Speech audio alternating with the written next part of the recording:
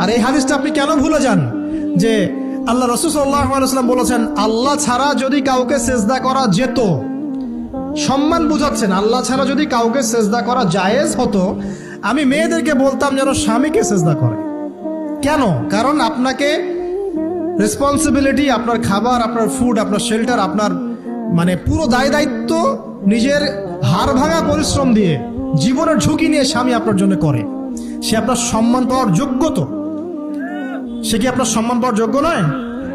আপনি যদি সম্মানের হক আদায় না করতে পারেন তাহলে আপনি অকৃতজ্ঞ। আর অকৃতজ্ঞ মেয়ে কখনো জান্নাতে যাবে?